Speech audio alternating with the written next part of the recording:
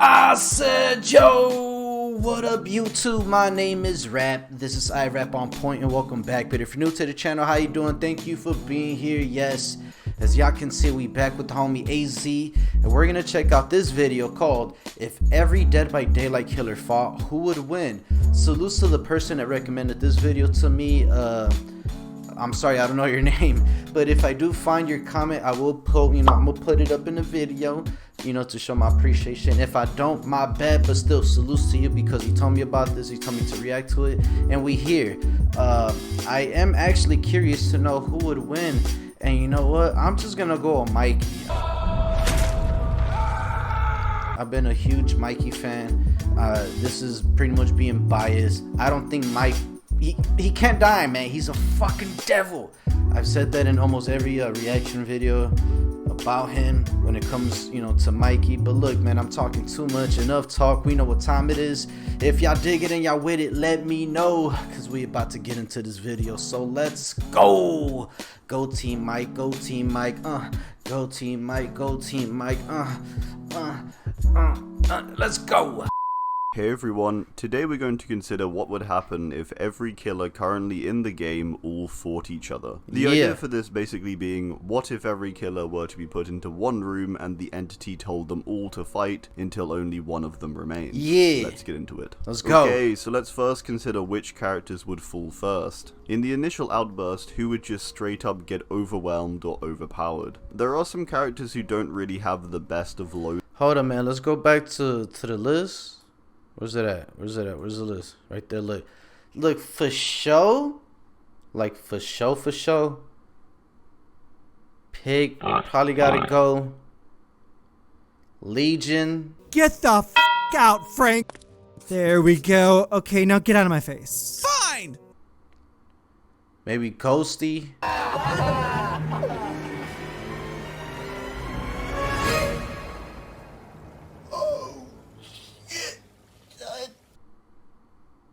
Because these are all pretty much, they're like humans, right? They're humans, maybe Death Slinger. And then from right there's a toss-up. Oh yeah, Trickster.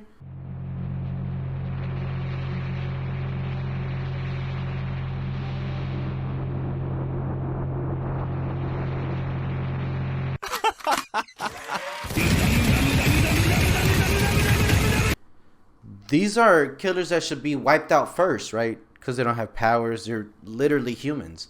Mikey, like I said, he's a devil. That's why he's in the middle, you see? He's gonna win. But yo, let's proceed. Outburst, who would just straight up get overwhelmed or overpowered? There are some characters who don't really have the best of loadouts for just straight up fighting. For example, Plague doesn't even really have a weapon. She's just got her sensor. She also has no armor really, and there's little indication of her having any higher resistance than usual, so I think she would fall pretty quickly. But I imagine she could spray her vomit about and probably infect a few people. Yeah. Nurse is another character in this similar vein, where she is quite strong against the survivors, but against other killers she's not going to be so effective. Her many different stuns and fatigue states when she blinks are going to make it hard for her to fight. With this said, I imagine her telekinetic ability would definitely give her a better shot, but yeah, I still think she would be one of the first to fall. Trickster is another fairly interesting one, but I don't think he'd last. A bit like Plague being able to infect loads of people, I think Trickster could pepper lots of people with his knives, but not do much else. He's a physically more human character, if not the most human. He also doesn't seem to have anything to resist incoming attacks, and so would be quite exposed as a result. Pig, I believe, would actually survive the first wave, if it weren't for the fact that she's got a likely very heavy pig head resting on her own head, and that her weapon is restricted to only her hidden blade. Again, a similar situation to both Trickster and Plague. Maybe she could slam a reverse bear trap onto someone, possibly a Legion member, just before she gets taken down. Hag is quite a highly powerful character due to her hexes. However, I get the feeling that in a room full of killers, she isn't going to have enough time to activate any sort of hex before someone begins to try and fight her. With more prep time, I think Hag would actually have a pretty good shot against the others. But in this situation of everyone being in one room with no forward planning, I don't think she'd last long. Now, a slightly controversial one here, but I think Freddy would be pretty quick to fall.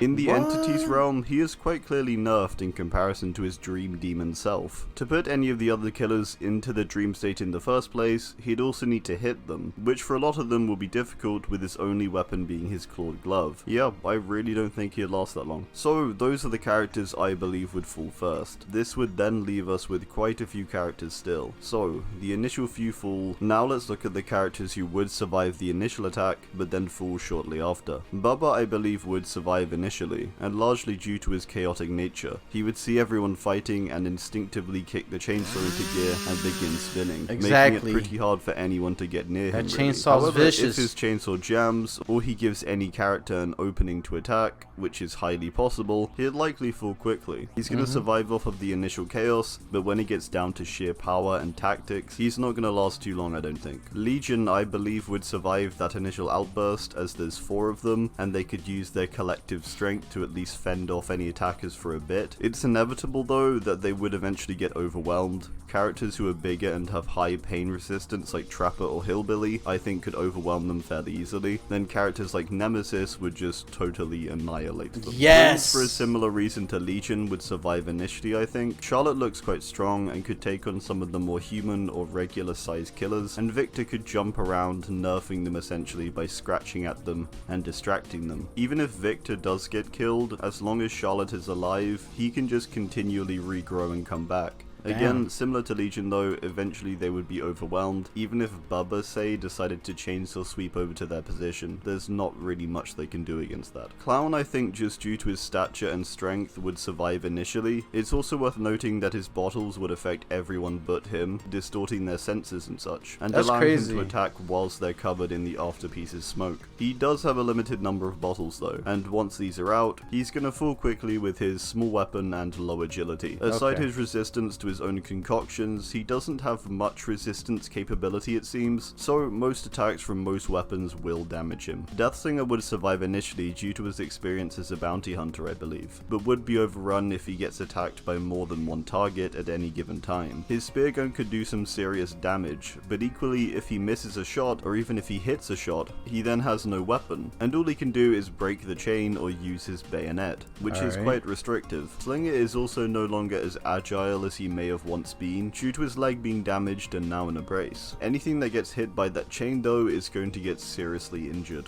Ghostface is in a similar spot to Deathslinger. He has a bunch of experience with killing things, however he's only a guy at the end of the day, and eventually he isn't going to be able to keep up with the stronger characters. He can't really use his power either in this situation, as he'd just get instantly revealed. I imagine though, as an experienced killer who is small and agile, he could definitely outmaneuver many of the bigger characters, and likely outsmart them to a degree also, although eventually their power is going to be too much for Ghosty. Okay, so now we're at a point where about half remain. At this point, I imagine Doctor is probably enjoying himself quite a lot. I do think he would likely get carried away with trying to attack or hit others though, and eventually get overpowered by one of the stronger killers. He's going to be relying on shocking everyone and everything constantly, and then rushing in with his brutal bat. His ability to add to the chaos with hallucinations and screams is definitely going to give him the upper hand against many others though, despite being quite physically human himself. He also does seem to be somewhat resistant to pain, which would also likely help out. Eventually when it comes down to one-on-one combat with a bigger and more powerful character though, Doctor's probably done for. Hillbilly would likely be overwhelmed, or his chainsaw jams from the amount of gross stuff clogging it. In his tome lore, he's shown to be pretty resistant. He gets mauled by dogs, shot, and slashed by knives, and he continues on. Hillbilly is also stronger it seems and faster than any average human in a supernatural way. I think his strategy would basically be swing until everything is dead, and eventually he's gonna end up hitting a nemesis-sized wall, where his weapons are completely ineffective. Huntress I think would survive quite a while, due to Yo, I think I lost, huh? Because, you know what? I forgot about Nemesis, and yeah, Nemesis, he'd probably be the last one standing, huh? her track record of taking down squadrons of soldiers and towns full of people. I do think though that her downside is that she's limited on hatchet numbers, and so when she runs out of hatchets, she's not in the best of spots with just her heavy broadaxe, which can really only take on one thing at a time. Cenobite up to this point I think has probably survived purely because he can just continually summon chains and pull attackers away, maybe even sending them to another dimension like in his Mori.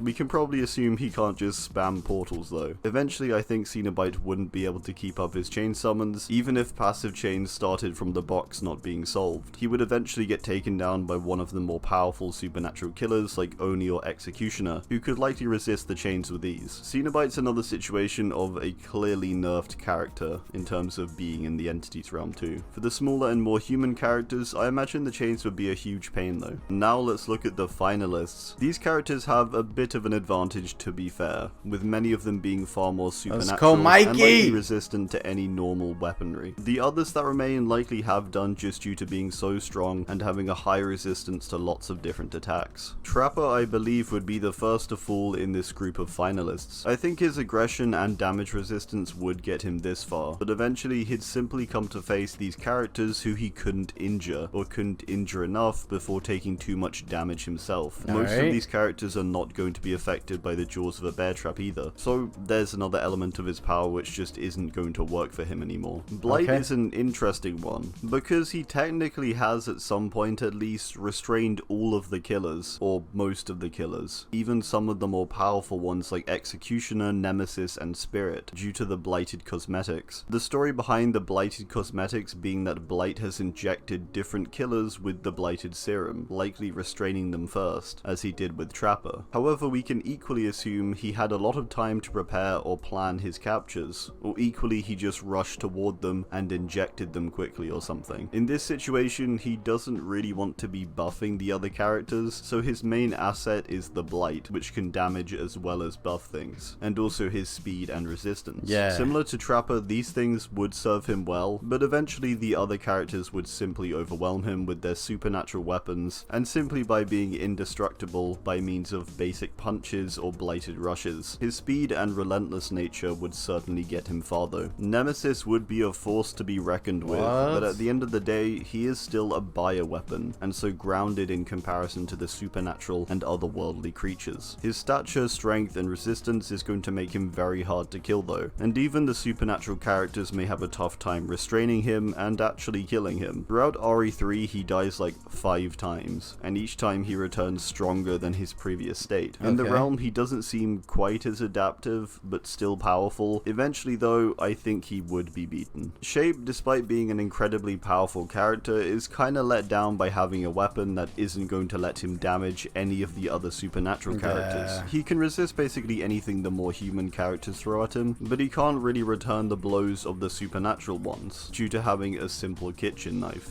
He's immortal essentially, and so would survive till the end, all until he faces up to a character with supernatural weaponry, where he then can't damage, only resist the blows. Therefore, the Shape would fall. Demogorgon is up next, as an otherworldly creature who we know is indestructible by any human means, his weak point being supernatural power. This means Demo would shred through everything, until it got to Spirit, Shape, Executioner, and Oni. These characters I believe it would fight, and maybe annoy, but wouldn't be able to damage them significantly. Eventually their supernatural weapons would cut Demo down, I believe. Anything under this lot, Demo would beat with ease, I imagine. Finally, Spirit we can assume is immortal also as a ghost, and can deal some serious damage to the other supernatural characters with her shattered katana. I think Rin is going to fall down, however, by being less experienced in battle, I suppose. Characters like Oni and Executioner have some experience with killing stuff prior to the realm. Spirit is also incredibly anger-fueled, which could lead to her being too reckless. So it's coming down to Pyramid Head and Oni? She has her phases though, and is the most agile out of these remaining characters. Eventually though, I think the others' greater experience would lead to her falling. Phasing around and hitting, she's eventually going to get caught. The final two therefore I imagine would be both Executioner and Oni, two of the biggest, strongest characters, and both with their own supernatural powers. These two, from what I understand, are almost godlike beings from their respective Well, hold up. But wait! There's more! You didn't mark out Wraith. So is Wraith a factor? their own supernatural powers. These two, from what I understand, are almost godlike beings from their respective worlds. Executioner seems to threaten even the entity's power, and Onis in Japanese folklore are said to have fought gods also. So I believe these two to be the most powerful, especially in combat. Due to the fact that Executioner seems to threaten the very thing that controls the entire realm, and all the killers within it though, I think he would defeat Oni and win. So yeah, that's it. But wait. After the dust and blood has settled, and the room is finally quiet, a bell chimes out.